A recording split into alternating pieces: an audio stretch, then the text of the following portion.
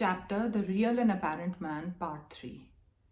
Those that are very spiritual, when they die, follow the solar rays and reach what is called the solar sphere, through which they reach what is called the lunar sphere, and through that they reach what is called the sphere of lightning. And there they meet with another soul who's already blessed, and he guides the newcomer forward to the highest of all spheres, which is called the Brahmalok, the sphere of Brahma. There, these souls attain to omniscience and omnipotence, become almost as powerful and all-knowing as God himself, and they reside there forever. According to the dualist or according to the non-dualist, they become one with the universal at the end of the cycle. The next class of persons who have been doing good work with selfish motives are carried by the results of their good works when they die to what is called the lunar sphere, where there are various heavens, and there they acquire fine bodies, the bodies of God. They become gods and live there and enjoy the blessings of heaven for a long period, and after that period is finished, the old karma is again upon them, so they fall back again to the earth. They come down through the spheres of air and clouds and all these various regions, and at last reach the earth through raindrops. There on the earth, they attach themselves to some cereal which is eventually eaten by some man who is fit to supply them with material to make a new body. The last class, namely the wicked, when they die, become ghosts or demons and live somewhere midway between the lunar sphere and this earth. Some try to disturb mankind, some are friendly, and after living there for some time, they also fall back to the earth and become animals. After living for some time in an animal body, they get released and come back and become men again, and thus get one more chance to work out their salvation. We see then that those who have nearly attained to perfection, in whom only very little of impurity remains, go to the Brahmalok through the rays of the sun.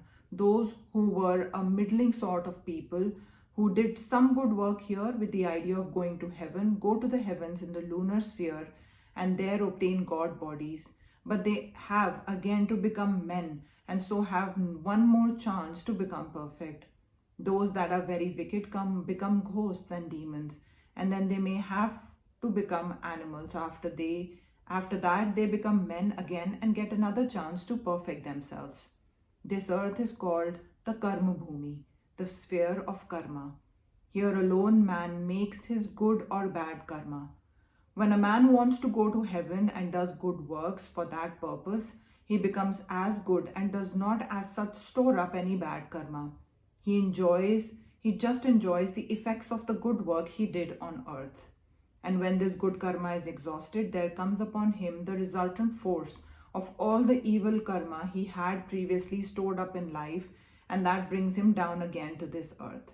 In the same way, those that become ghosts remain in that state, not giving rise to fresh karma, but suffer the evil results of their past misdeeds, and later on remain for a time in an animal body without causing any fresh karma.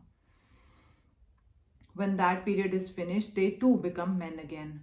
The states of reward and punishment due to good and bad karmas are devoid of the force generating fresh karmas. They have only to be enjoyed or suffer.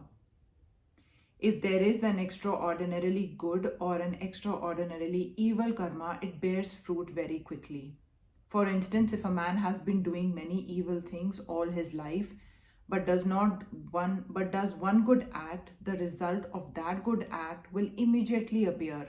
But when the result has been gone through, all the evil acts must produce their results also. All men who do certain good and great acts, but the general tenure of those lives has not been correct, will become gods. And after living for some time in god bellies, enjoying the powers of God, they will have again to become men. When the power of the good acts is thus finished, the old evil comes up to be the worked out. Those who do extraordinarily evil acts have to put on ghost and devil bodies, and when the effect of those evil actions is exhausted, the little good action which remains associated with them makes them again become men. The way to Brahmalok, from which there is no more fall or return, is called Devyana. That is the way to God. The way to heaven is called the Pritiyana. That is the way to the fathers. Man, therefore, according to the Vedanta philosophy, is the greatest being that is in the universe. And this world of work, the best place in it, because only herein is the greatest and the best chance for him to become perfect. Angels or gods, whatever you may call them, all have to become men if they want to become perfect. This is the great center, the wonderful poise, and the wonderful opportunity, this human life.